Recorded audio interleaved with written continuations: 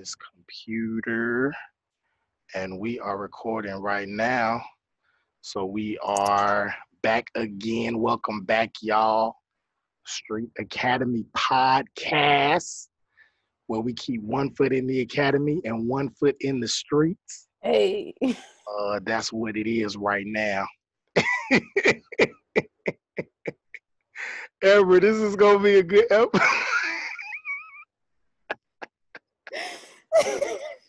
This is gonna be a good episode. Let's do this. Let's do this. Let's do this. All right, here we go. One foot in the academy and one foot in the streets. I'm your co-host, Jonathan Grant, John Paul, Greasy, John Jeezy, John Granzel in the building. Go ahead and introduce yourself. And I am Amber Camila. Amber That is Camila. the entirety of my name right now. That's it right now. We're not using slave names. No slave names. Stop that. You know what I'm saying? No slave names. We just going with the Amber Camila. You know how much of a I still have not found a better term yet. And there's a whole thing about cursing as a thing. But if you want to bleep this, it's fine. But do you know how much of a mind fuck it is for us to still be calling ourselves by the people who owned our ancestors? Yeah. It's like we cannot even begin to fathom how deeply embedded into our psyche ownership in the slave economy is. Yeah. I've thought about that. It's crazy. A lot.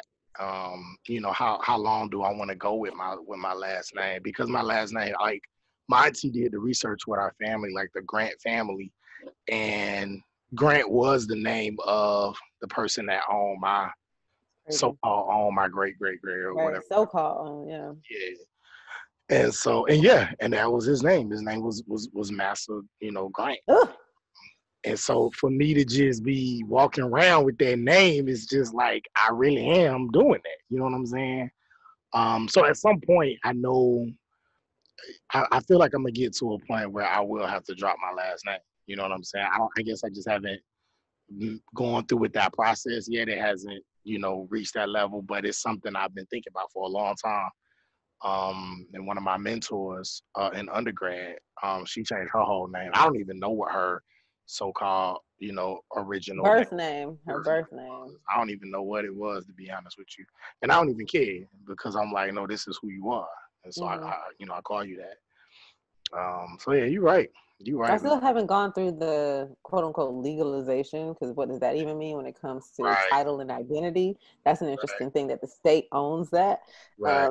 But like, it's a very interesting thing. I think it hit me without having read, all of the stuff about it, especially what Malcolm X put out, other folks. I just remember it just was coming to me like, every time I introduce myself, I'm honoring them, and I'm like speaking their name. It's part of the reason why I take issue with Hamilton. But we can talk about that later. Hamilton, the play. Yeah. Oh, you saw it? Yeah, I finally saw it because they released it. They released it on Disney Plus not too long ago. If I'm not mistaken, it was they released it 4th of July weekend or something. It was sometime very recently that I also thought the timing was suspect. But what I wasn't comfortable with was Black actors giving voice to white oppressors. To dead white oppressors. I get the idea of like colorless casting, yet I think there's something very unsettling and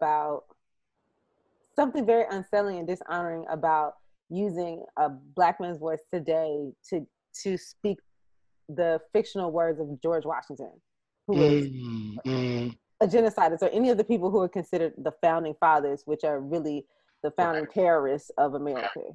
Right. Something's connected there. I mean, anytime I teach, I always say the so-called founding fathers. Like, I never say it's insane. Because what did they find? What do you mean founded this country? This country was already founded by people long ago. So they're not the fathers. I say, the people who our history books say our founding fathers.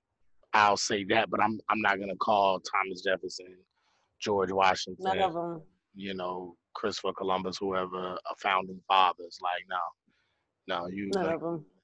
anything, And if you did found this country, then you're a terrible person. right. Yeah. Because look at what it is. Because you founded it on some real trash, on right, genocide, and right, on the enslavement of right. other peoples, and so Well, many other things. you know what? It's actually interesting we talking about this though, because well, actually, before we do that, I do want to do this. I didn't ask you this when we was prepping, Okay. but I'm you and I both are in different places mentally for various reasons, but but I am, because a really close friend of mine just got word a couple of hours ago. I was flying back to Atlanta, and I was landing, and literally while the plane was landing, I found out that a really close friend of mine that I grew up with passed away. Oh, Um, mercy. I'm sorry to hear that. yeah, I appreciate it. And she was like maybe a year older than me. Like, she wasn't Well, older or anything like that. And so it was a lot. So I've been in a crazy place, just trying to make sense, because it's just been a lot of deaths. I've it been to has I've been. been to quite a few funerals. I've been to more funerals in the past couple months than I have um in the past decade. Um yeah. Mm, It's just been a lot. And but this one hurt just a little bit different than yeah. some of the other funerals I've been to. And literally, like, our birthdays are like a day apart. So Wow. like, I'm looking in my phone, um, and like the day, after my birthday, I text happy birthday. She texts me back, happy birthday. We grew up together. We was cool. We was close. So anyway, I don't want to say her name, because I mean, people talking about it on social media and Facebook, and everybody do it in their way. Yeah. I'm a little more kind of like chill about it, so I don't want to put the name out. Whoever knows, if you don't, you don't, whatever. Yeah. But I do just kind of want to do like just a quick moment of silence for my homie. Absolutely. And just to let y'all know, just be safe out there, and yeah, just take care of yourselves, take care of your families, um, and just be grateful for life. People are struggling, for real. People struggling, people going through different things. Mm. So yeah, just be um just continue to hold on, just continue to be grateful for your life. Continue to push past all of the BS that's going on out here, because it's gonna get better. For those people who have lost people, you're not alone. Seek help in any way you can. If you can't afford therapy, go. If you can't, try to find other ways or people to talk to, or even some free therapy sessions that are out there. And yeah, you know, we all just trying to get through it. So anyway, I just wanted to do that real quick, so we can have a moment of silence. Okay.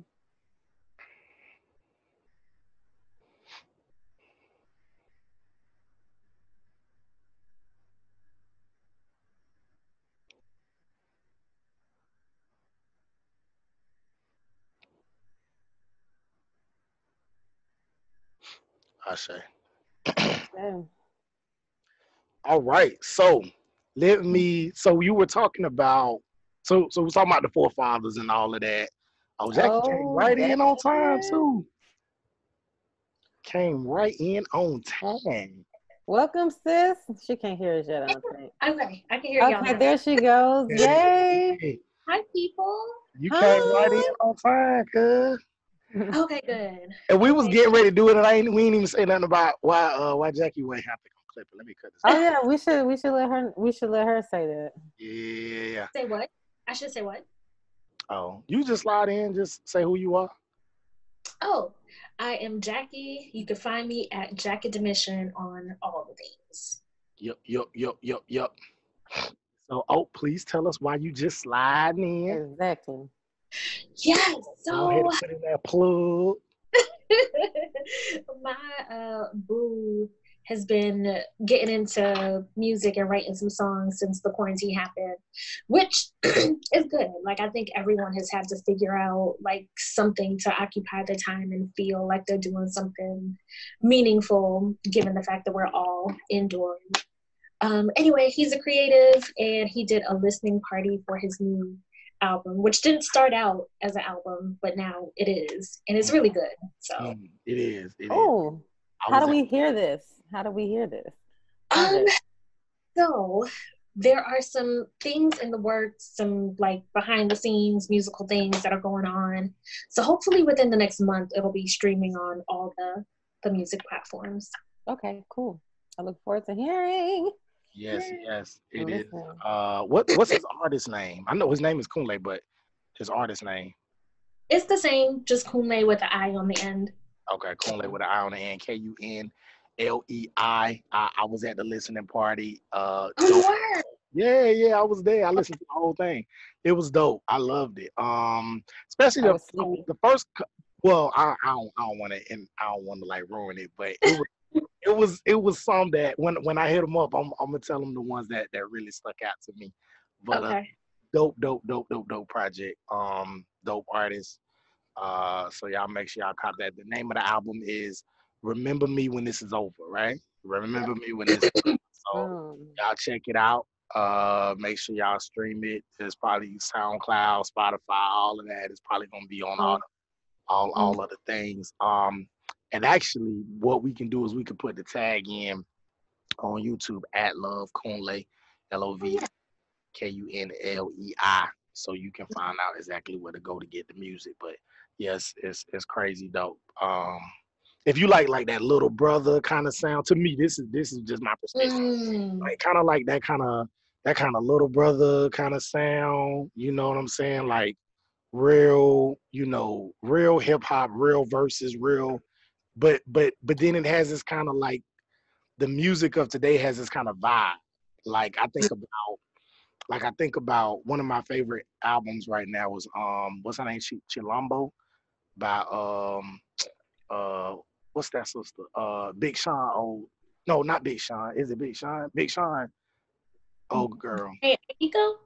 Yeah, Janae Aiko. Yeah, okay. Janae Aiko. Yeah, that album is a vibe.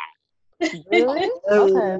Vibe, man. And so when I was hearing Kunle's joint, it kind of gave me that sense of like it has that like little brother rap style, but that vibe kind of music, the way you just throw it on and you just let it ride, and it just it just moves like that. It's just like water.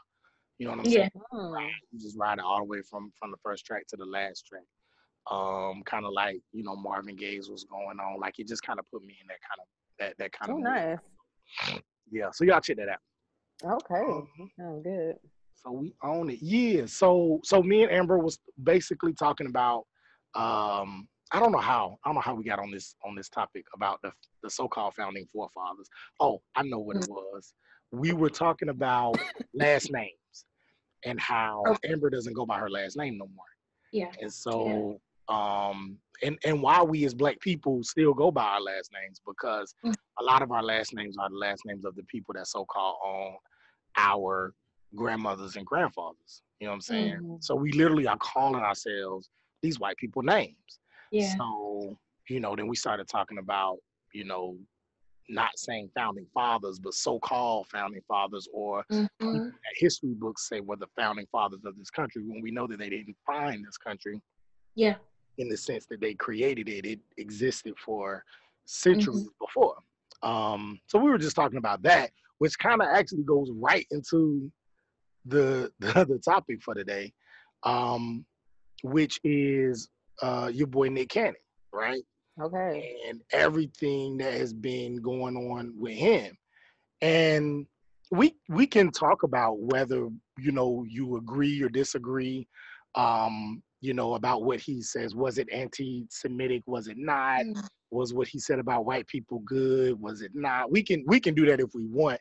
But I think a really good place to go, and another part of the conversation, or another part of this topic that I haven't really heard other people discuss, was, what does this mean for all of us with a platform, right?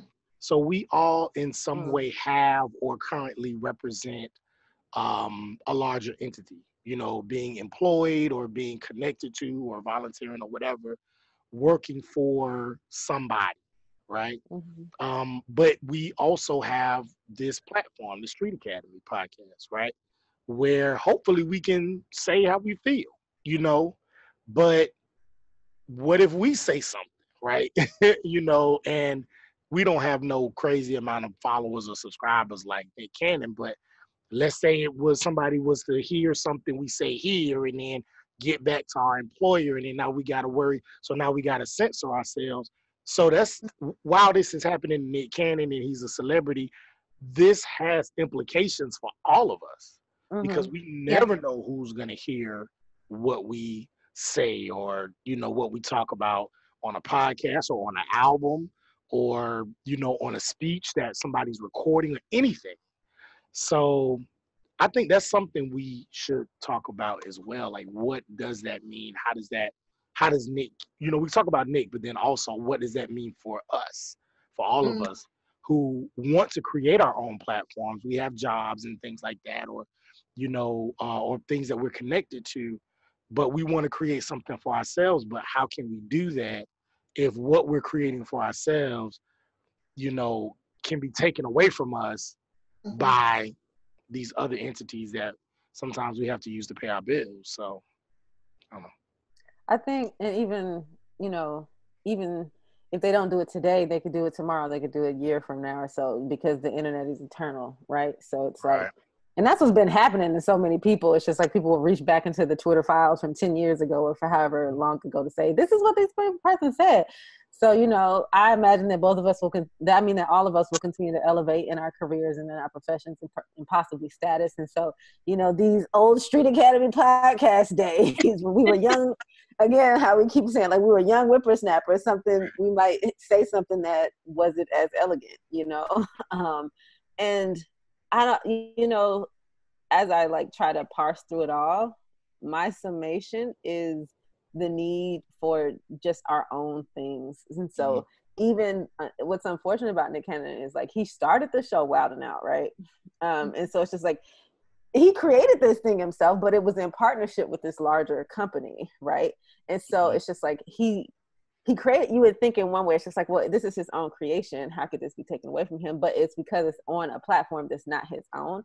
And so I think it speaks to the continual need of Black people to create our own stuff from top to bottom, like completely. So it's just like, this is completely owned by us. Even how I think people are beginning to talk more about needing our own social media platforms and everything, because it's like we get censored on Instagram and Twitter and Facebook in different ways, and we can't expect that the more that we speak truth to power, that these companies who again are based in the slave economy and that profit off of white supremacy and the continuation of it, that they're going to permit our voices to be heard in the ways that we want them to be heard. Not to say that what Nick Cannon was saying was proper necessarily, because I also don't know enough just about the history of anti-Semitic rhetoric and how that works and all of the nuances of it. But it's just like, he doesn't have the space to be able to say what he thinks, period, because you don't own it from top to bottom. You know, even if you own this part of it, if it's not comprehensive ownership, we can expect, I think at this point, we can expect that we will encounter some conflict later. Yeah. I mean, I have so many thoughts going through my mind right now. One, I can't fully speak on what Nick Cannon said because I heard a short clip of, I guess, what is a like full length like dialogue that he had, and the little piece that I heard, I didn't find anything wrong with it, but I might have just heard the wrong part that like the whole got the whole thing started.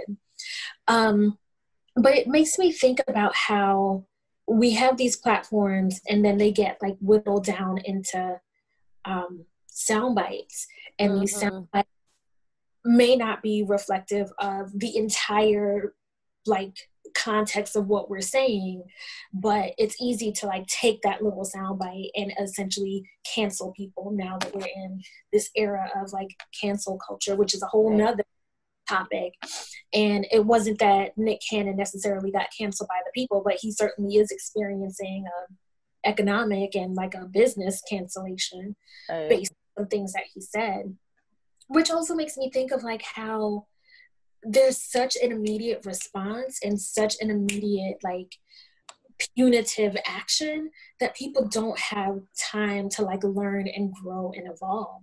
Mm-hmm. Like if social media was around when I was 15, 14, 17, 18, the types of things that I would have said, you know, were just silly, just dumb. But you know, at 14, 15, you just got here, you don't know too much about the world, and then you grow, evolve, and you're like, man, you know, I'm so glad that I'm not that person anymore, that I've learned so much more that doesn't contribute to this like myopic view that I had at that time.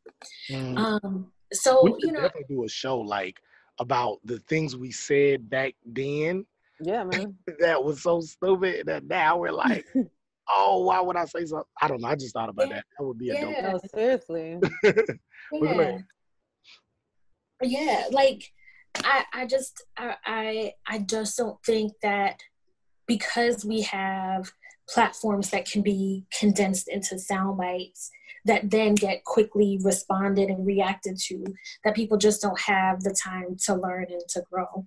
And I'm not saying that everybody who gets on the mic needs, you know, an excessive amount of time, because we have lots of people who we can like name off now who they've had time and they're still who they are. Whatever that soundbite was, they're still that person. Right, that's different. Yeah, that's a whole different story. But honestly, you know, I also like so many thoughts. I think also about how you know, I'm not like super familiar with what Nick Cannon said and how it's based and rooted in the words of Minister Farrakhan. But what I do know is that when I read The Wretched of the Earth and Black Skin, White Mask by Fanon, and he's psychoanalyzing white people, he's not too kind in how he describes them. And rightfully so. Oh, please don't turn that into a soundbite. Well, whatever. We're here now. We're here now. No, I'm not. I think, and just like you, Jackie, I didn't see the full clip, but the part that I know that where, you know, it's the claiming of the Hebrew ancestry. What a friend, because some of my friends and I, we had a whole dialogue in a group chat just talking about it. And one of my friends was trying to help me understand that, you know, questioning their ancestry is a part of what will feel anti-Semitic because of how that's typically accompanied with an accusation that the Holocaust never occurred. And so it's like I guess, you know, there's that's an association I didn't know about, because I am familiar with Hebrew Israelites, a little bit at least, to the point where it's just like Black people are the true Israelites. And so I didn't realize how that could be interpreted as something that's anti-Semitic. But I can see that, I mean, if you frame it in that way. But I think too, what's interesting is like, is that a difference of historical perspective, or is that, you know, is that saying that we don't recognize your blood for what you say the blood is? So does that make it, are we anti you, or are we say, like, that's where I get kind of, I haven't thought through it enough to be able to speak to it.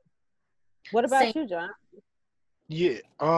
So I actually did listen to the whole thing. Okay. Yeah. How long is the whole thing? It's about an hour and 20 minutes. So I listened to like an hour and like 15. So I didn't catch that. But then they were just kind of talking about like hip hop and some other stuff. And, you know, he was asking Professor Nick Cannon was asking Professor Griff to talk a little bit about his story. So I just wanted to make sure I heard enough to be able to speak to it, you know, for this discussion. Oh, okay. And sorry, we didn't do our homework. Nah, it's all good. Because that's the thing. I didn't know if we necessarily wanted to like say whether it was or it wasn't anti-Semitic. Like I didn't know if we wanted to have that conversation because again, I feel like in order to do that, you probably have to have a Jewish person and a Jewish person who's well versed in Jewish history to really have that conversation. And none of us are Jews, so it it's kind of like I guess maybe like white people saying what is racism and what isn't. Again, I'm not directly making that correlation because Black people do not have a history of oppressing Jews, right? Right. But I'm just saying because we are not a part of that community, I don't know how effective that would be to say, well, it was anti-Semitic or it wasn't, because it, that voice should come from the people who experience anti-Semitism, right? So I didn't know if I necessarily wanted to go there, but I did want to at least have an understanding of what it was he was talking about. And I did hear the sound bites. And then I went back and I listened to like 95% of the video. And I agree with you, Jackie, like, him, Frantz Fanon, and others said some things that were difficult to hear. He made reference of theories that come from scholars, that come from reputable scholars like Francis Cress Welsing.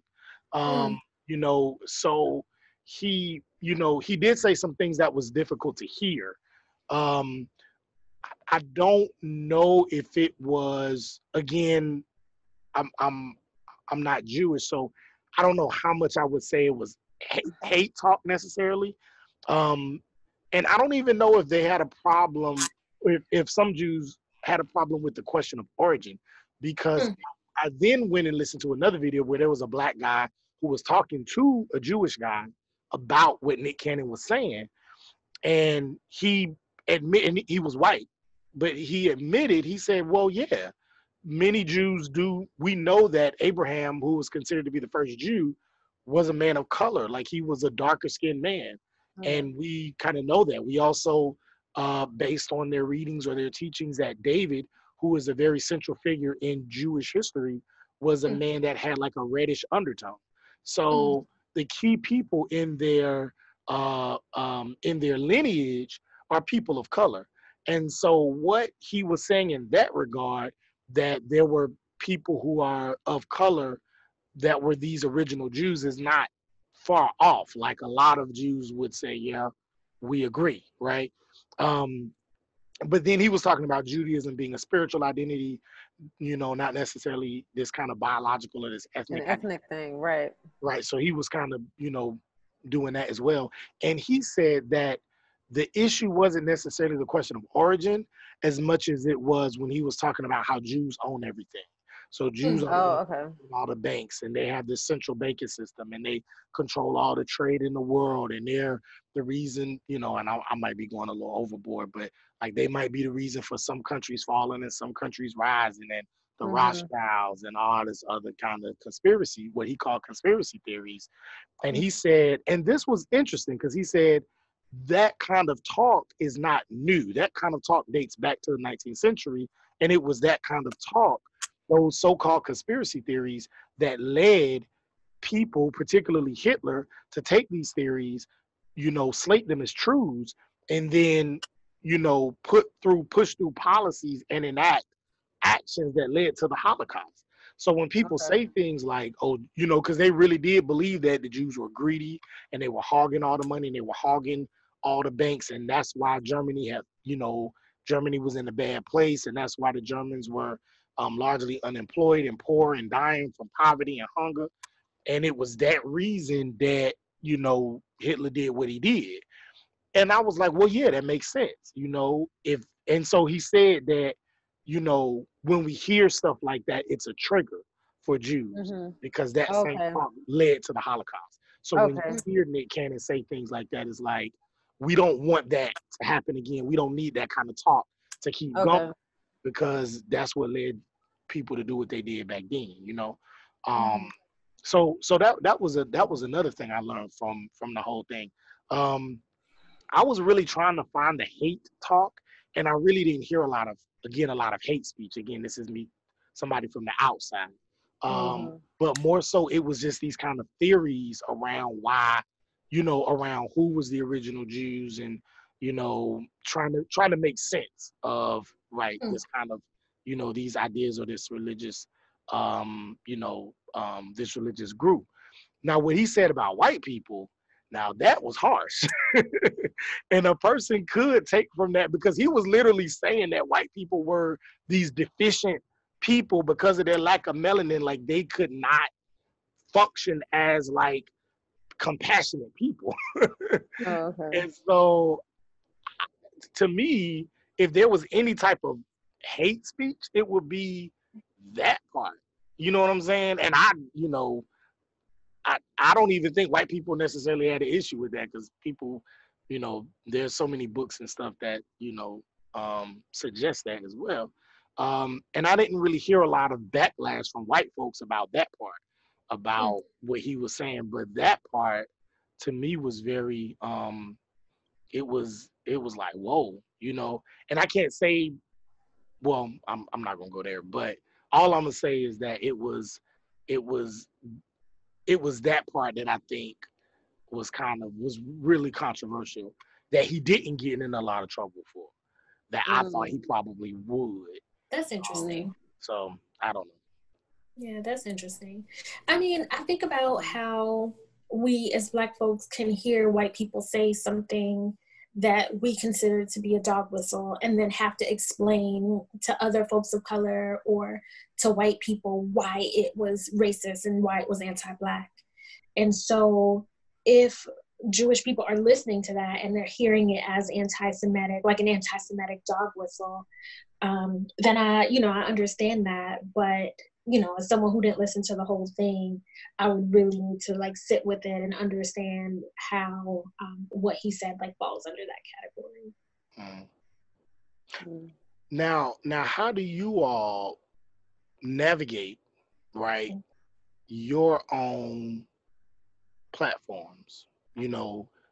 Does seeing what Nick Cannon went through, as someone who had it was his own show, this is what he was doing. Yeah. He had his own ideas, and he's working through, and I think Black people, I don't look at Black people's conspiracy theories in the same way I look at white folks, only because a lot of times our conspiracy theories are coming from us trying to make sense of our oppression. Right? Yeah. It's us trying to work through why these things happening. Yeah. You know what I'm saying?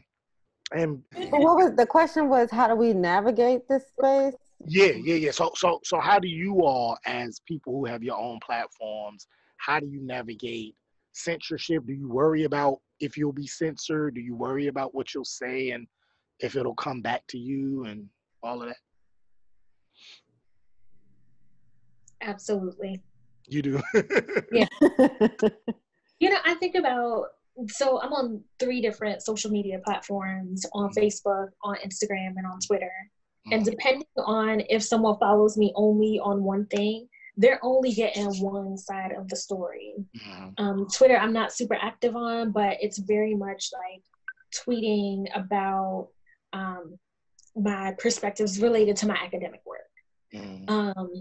Facebook, I get a little bit more personal, but not fully personal. And I think Instagram is where you'll find most of like the elements of my everyday life. And, I think often about how folks, especially Black women and Black women in academia, have been shut out of different opportunities because of whatever folks have found on social media.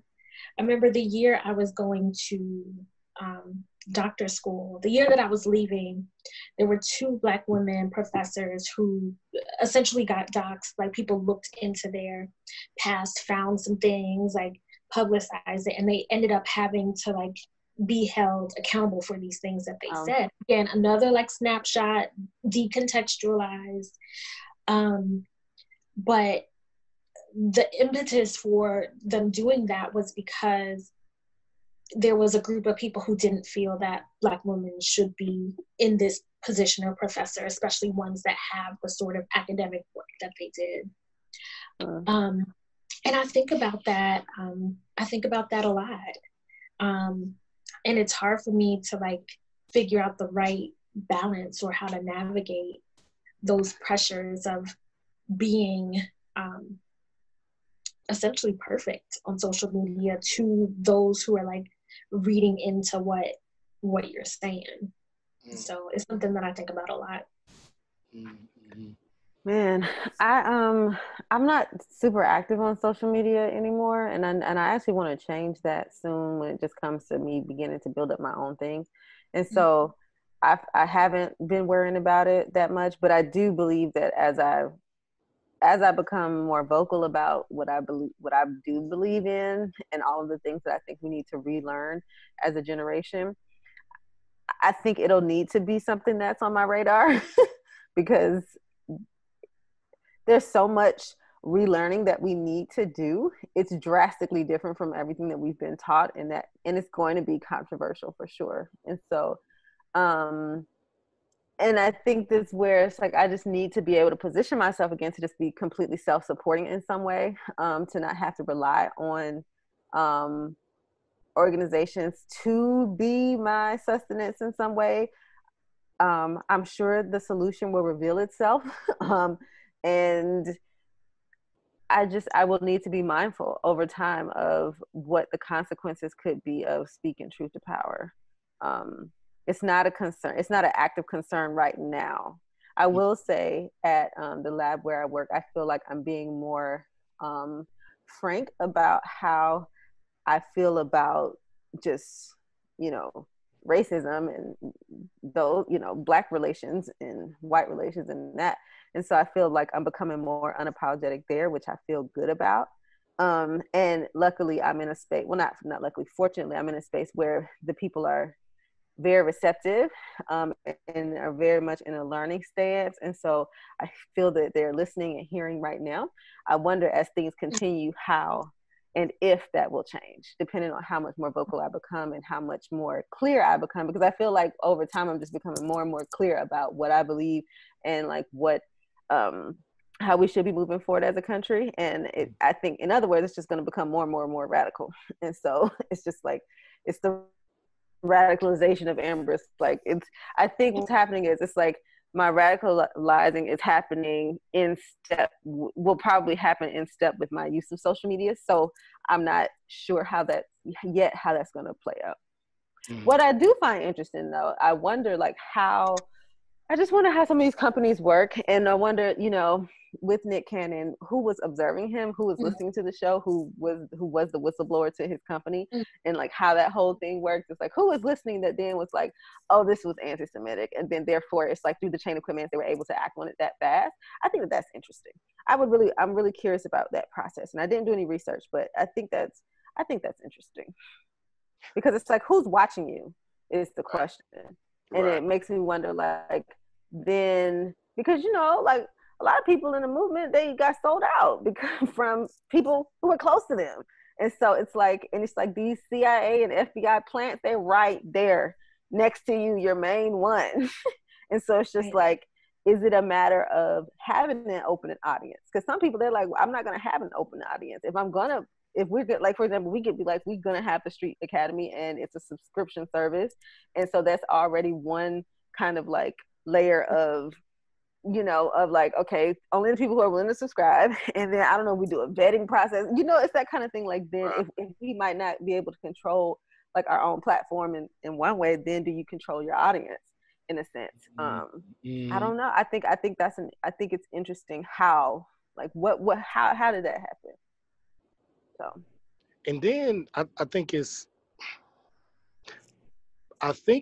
worth asking if the answer then is for Black people to have so much control that they can then hire and fire people based on what they say and how they feel about them. Because Charlemagne was like, well, I look forward to Black people being in a place where, we can start firing people and saying, oh, well, you don't have no job because you said something negative about our people, And then I actually heard that Jewish guy on the podcast said, well, that's not the answer because, think about all of these people, your Amy Coopers and all these people who get fired for doing things, for doing negative things. But a lot of that is only because it's on video, Exactly. It's so much. Black people, there was so much racism on in the workplace. You know what I'm saying? Like so much. And so it's nowhere near to the extent that sometimes we can see in other communities the backlash that can occur. And some of that could be related to power, right? And so once Black people, some people would argue that once we begin to be, those ones controlling, major parts of society, then maybe that's the answer. So I also think, though, it's very in poor taste at a time like this to fire a Black man off of a comedy show. I'm just like, Viacom, even though it's just like whoever their PR people, they're fine with saying this was anti-Semitic, but you're not fine with saying like you just had, even though we're not saying that this was the sole income of Nick Cannon, but you just took this man's job away. Like, why? Like, you don't think that says something about you all as a company? Like, at a time like this, when we're really trying to reconcile as a country and think about, well, not even reconcile, that's another thing, I don't know, but we're trying to be more critical about how Black people are treated in America, you're going to make an example of this Black man in this way. I think that's in poor taste. I think that there could have been another way to address that. I think they could have even said, Nick, we want you, if you really were trying to, like, if your goal was reconciliation in a way, or if your goal was like community and understanding or whatever, you could say, we're going to demand, you can even say, we're going to require Nick Cannon to recant the statement or to do a whole nother podcast about why that was specifically anti-Semitic, and work with some other people, have some other Jewish people on the podcast, invite them or something to say, we want to bring healing to the community. We want to bring understanding because we care about Nick Cannon as a member of our staff. We care about his work. We believe in his work, and we feel like this was something that was, just a mark on him, but we didn't want that to be that. There's a whole nother way to approach that whole thing rather than say, we're going to fire you. The companies have entire public relations departments that hire different crises. Like, they could have flipped, spinned, and reversed all of this. Right. They were invested in keeping him in some way. Right. But they weren't. And so that's why, again, it's like, this Black man, he working hard, working for these people, making them tons of money. And then they like, we'll cut your string at any moment if you say something that we don't like. And it's just like, well, damn. I just think that that's interesting. So and it brings up the question of loyalty to me. Well, is it loyalty, or is it like a forced loyalty, or is it almost like a form of, I don't want to say that, but I was gonna say like is it like a form of slavery? Like you have to think this way, not like a, you know what I'm saying? Not like actual physical slavery, but I'm just saying like you're forced to, think this way or behave this way, or even if you think something different, like you can or you can't say certain things, like your mouthpiece is chained essentially, right? Is it that way? Again, I mean, I think if you're doing your job and you are a part of a company or something like that, then while you're doing your job, if you're in a uniform or whatever, you have to uphold that. I get that part. But this is a whole separate thing. You know what I'm saying? This is like, why does your whole identity have to be synced up to whatever it is that's making you money? That's the... Well, see, that brings the notion that, and I think it goes back to the entire structure of how work even happens here. And I apologize for my lighting. It's not working. My bad, y'all. But it goes even to the fallacy of a work-life balance. It starts with this idea that you can separate yourself, that you can have these two identities that coexist but don't exist at the same time. And that comes from this economy being based on seeing people as workers and as human capital. So we start there. It's just like, if you're human capital, you don't have a personal life. So you shouldn't bring your personal life to work. So there's that whole idea. So that's working. That's at play with this. So we have this notion that you can separate yourself when you actually Cannot. And we know that because I love this. I don't know if I mentioned this to y'all before. It was this funny meme I saw on Instagram where it was like the same reason why the police and the KKK can't be at the same place at the same time is the same reason why Miley Cyrus and Hannah Montana can't be in the room at the same time. Because they're the same people. You know what I'm saying?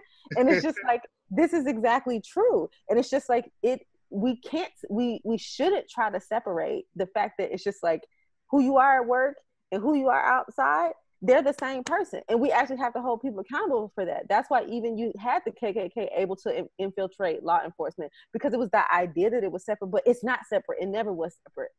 And it's not separate truly. The idea is that it's separate, which is actually very harmful and dangerous and actually quite evil because you're only looking at people as like as capital, as a resource. And so you try to treat people like that. But we need to be able to say like a person is comprehensive. That's why we want to hold people accountable for like who you are on the streets, because that same ideas, all of that you're bringing into your workplace in that sense. But it's just like, okay, so then what does that mean? You would have to change the entire system. You would have to change the entire way that we think about work. And so I feel like that all together is a really big mess that we have to work through.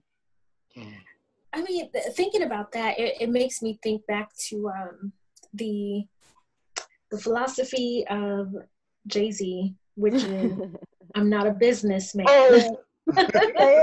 It's not.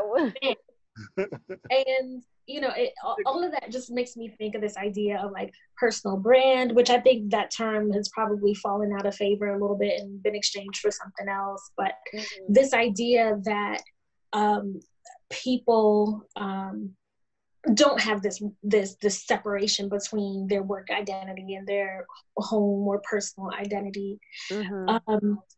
But I also think that leads to the commodification of people, because if you don't have your own identity outside of your work identity, then you are a business, and a business is a commodity. And so I think, to your point, Amber, we just have to like think through the implications of what these definitions mean for our lives. Yeah.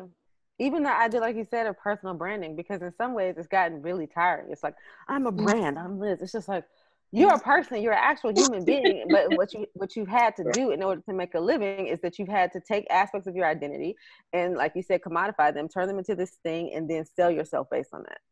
So that's what you've had to do to survive. In a perfect world, I don't know. I'm not saying that branding in that sense is problematic, but there's something very interesting about what we're saying about human beings. I think is really interesting. Like the way that I feel like in a way we're reducing ourselves to what we can produce. Because that's business. Because that's a very capitalistic mindset. If we're operating in a capitalistic system, it's all about production and work and what I can produce. I can't be what it means to be human. What does it mean to be human? Does it mean to be a living, breathing being who has the capacity to love, and life is about learning to love and learning to love, to be loved, to be able to live, eat, breathe, make a living for yourself, or maybe not even say make a living, because that's still capitalistic, but to say to be able to enjoy. Is life about enjoyment and happiness? And I think we just as Americans who are raised in this, is such a part of our air that we breathe. It's hard to separate it. Like it's like it's just all up in there, and I really want to unpack that some more. And I think often about how organizers have the position of like, you can't be for the people and not have a strong critique of capitalism. You can't be a capitalist and expect Black liberation and Black freedom, because capitalism is so wrapped up in Black oppression. So that's a whole nother topic of discussion as well. And then sometimes I think about like, not even just the business, but then, because y'all were talking about branding, the type of business that you put forth then can dictate the narrative. right? Because it's not like Nick Cannon said, I'll put it this way. Jay-Z has said a lot of the same stuff that Nick Cannon said. Like, if you listen to his music, Jay-Z, Ice Cube, Jay Electronica, who, and I did a post about this, who dated a Jew, a Rothschild, you know, they have all said a lot of the same things that you hear in that interview. A lot of the same thing. And actually, Nick Cannon didn't really say a whole lot. Professor Griff actually said a lot of the controversial statements, and Nick Cannon just kind of agreed, or he was kind of like pushing the idea forward. That's interesting, because then how did Nick Cannon become the fall guy for that? Right.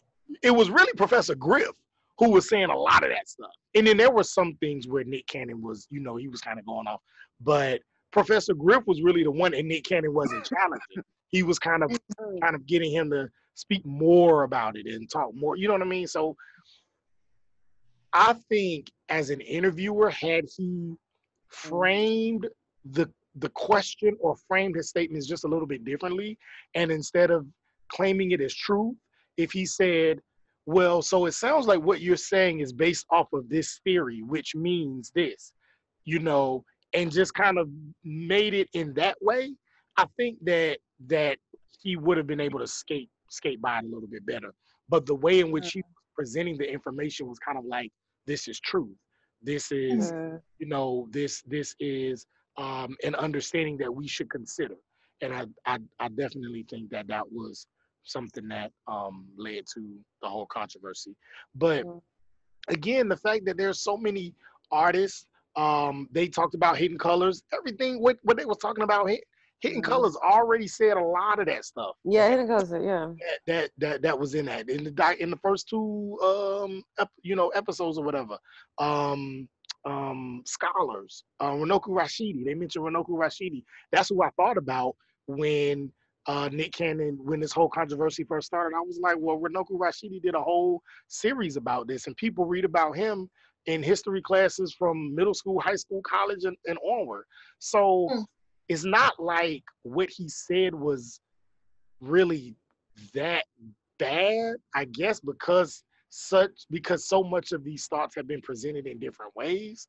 But I think maybe it was because it was him, who he was connected to, and the fact that it wasn't couched in, you know, beats and rhymes and, you know, movies or whatever, you know. So I think that is another point that, you know, for people, particularly Black people, you know, I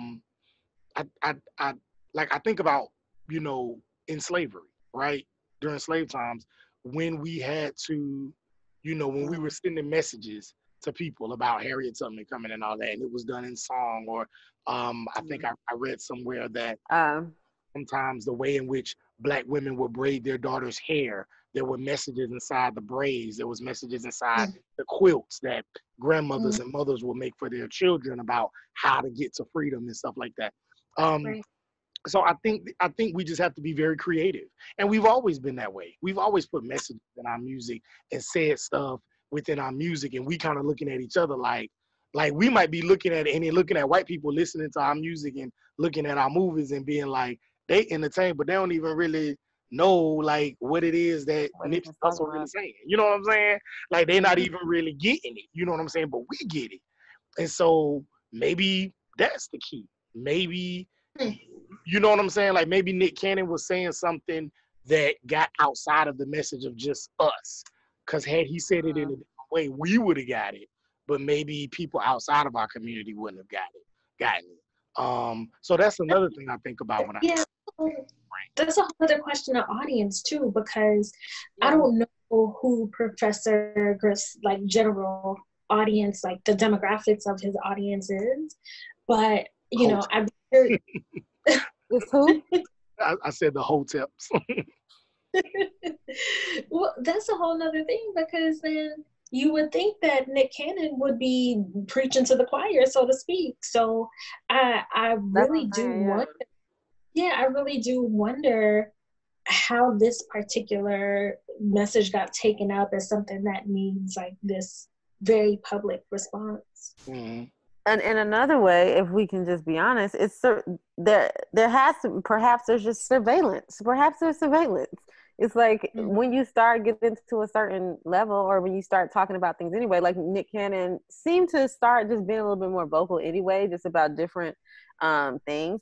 You know, and even after, you know, Nipsey Hussle died and how he was talking about he wanted to, you know, continue the legacy of doing the Dr. Sebi documentary, and he went down there and stuff. You know, he was trying to do that, and that's definitely going to be on the government's radar because of how, you know, the controversy around that. And so it's just like, perhaps we could look at it as, at a certain level, there's going to be some COINTELPRO. There's going to be some, like, we're watching you. There's going to be some intelligence who's like, oh yeah, we're pinning this person down. Once you reach this radar, we're going to pay attention to you in any kind of way.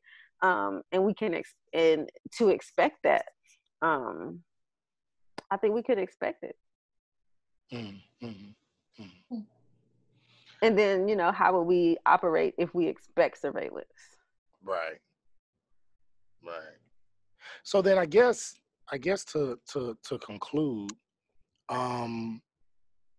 is the answer to continue to try to create our own, continue to try to be Tyler Perry or Diddy, or, you know what I mean, and have our own stuff? But everybody can't do that, you know, and you know. Why can't they? Why can't we though? Well, yeah, I mean, that's true. That is. I mean, but where did you learn it? Like Tyler Perry took how long to build? You know what he created? A long time. I don't know. It took a minute. You know what I'm saying? Diddy. You know, why? I guess my question is why? Diddy, there's a Carl Thomas that didn't get paid. There's a Mace that didn't get paid. Yeah. There's a 112 that didn't get paid. and you know, perhaps we have to. I think that's the thing. It's just like, I guess my question to you would be like, where did you learn that everybody couldn't do that, or that everybody shouldn't try to? That's true. You're right. Yeah, you're right. I guess I'm just thinking about, to get to that point to where stereotypically the Jews control everything. I'm not saying the Jews control everything. I'm not saying it. I'm just saying that because that's the myth, right? So the idea is that in response, Black people need to control everything so that we can have that kind of power. Well, see, that's different. It's not that we need to control everything. We need to control what concerns us. Correct. We don't have the same motivation. I remember seeing somebody, they were like, doesn't everyone want to control the world? Actually, no. Right. Well, Nick said that. Nick was like, this is the only group, talking about white folks. He said this is the only group that was out here trying to take over everybody. Yeah. You know, and just we don't want to control everything. We just want to be okay by ourselves. Yeah, that's very true. Yeah. So was every other indigenous person in every land before some other mother suckers came and said that they wanted to start controlling the world. They didn't just want to explore, they wanted to control it. We don't have that same type of desire. So I'm not trying to control everything. I just want to control what ours is. And that's why I can respect Tyler Perry, despite his films, despite those wigs, all of that. I can respect him saying the wigs.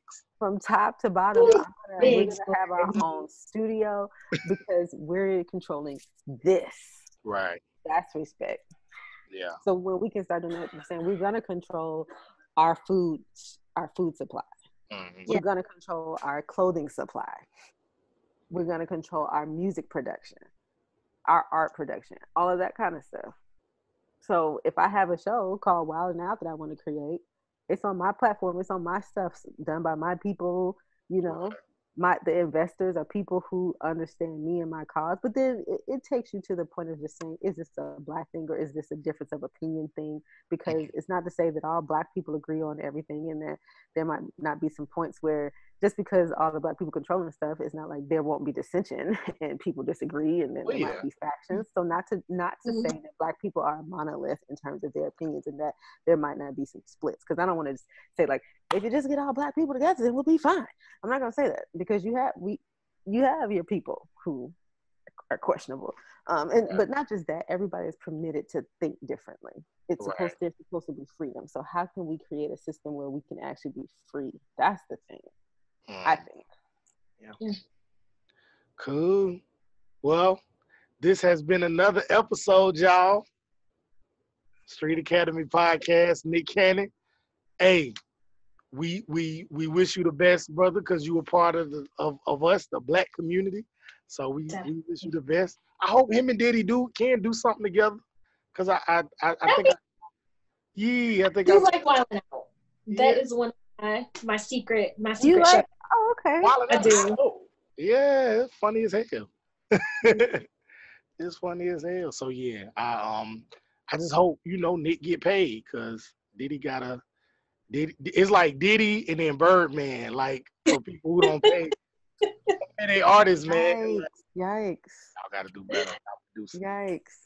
Cool. I do wish the best for Nick Cannon and all the people in his camp, and that because I can imagine that being very demoralizing for the people on the Wild 'N Out team to lose their leader of sorts, and I just think that whole thing I think it's in poor taste, and I think the timing is bad, and I think there could have been a more compassionate way of handling that. Yeah. It's kind of oh, what? No, I was gonna say I heard he was getting suicidal at one point because of this whole thing. I think I saw. I don't know how true that was. It was a site that wasn't. I don't know if it was reputable. Yeah, but it said something about him having these suicidal thoughts. So yeah. Mental health is real. I hope that he gets some peace of mind and some clarity on forward. So. For sure. I'm glad we got a chance to talk about this. Cool. Well, we out. See y'all on the flip side. Peace. A-Town now. Who else that got their feet upon the neck of the haters, the game and the devil like came in